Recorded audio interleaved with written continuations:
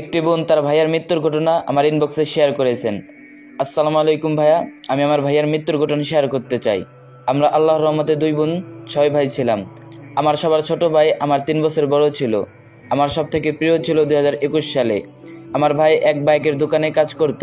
হঠাৎ একদিন ভাইয়া কাজ শেষ করে বাসায় ফিরল। বাসায় এসে ভাইয়া আম্মুকে বলল, আম্মু আমার শরীরটা ভালো লাগছে না। পরের দিন আম্মু ভাইয়াকে হসপিটালে নিয়ে যায়। পরে ডাক্তার কিছু টেস্ট দিলেন, সেগুলো করলো, ওষুধ কিনে আনলো।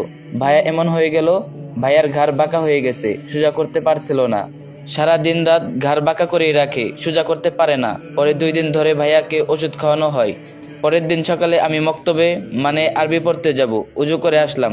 তখন ভাইয়া আম্মুকে বলল, আম্মু আমার শরীর কি নাপাক? তখন আম্মু বলল, কেন বাবা? ভাইয়া বলল, আমার অনেক ইচ্ছা করছে কোরআন শরীফ বুকে নিতে।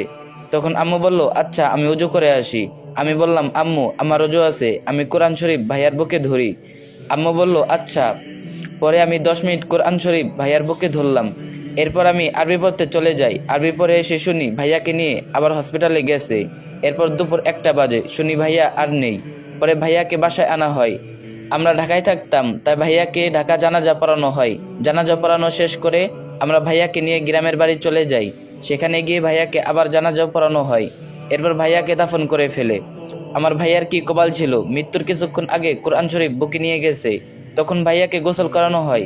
যারা গোসল করায় তারা বললেন ভাইয়াকে নাকি শয়তান ঘাড়ের মধ্যে থাবা দেয়, ভাইয়ার ঘাড় ভেঙে যায়, ভাইয়া ঘাড় সোজা করতে পারে নাই। তো ভিডিওটি ভালো লাগলে অবশ্যই অন্য একজনের সাথে শেয়ার করবেন, আর যে যত পারবেন কপি লিঙ্ক করে দিন।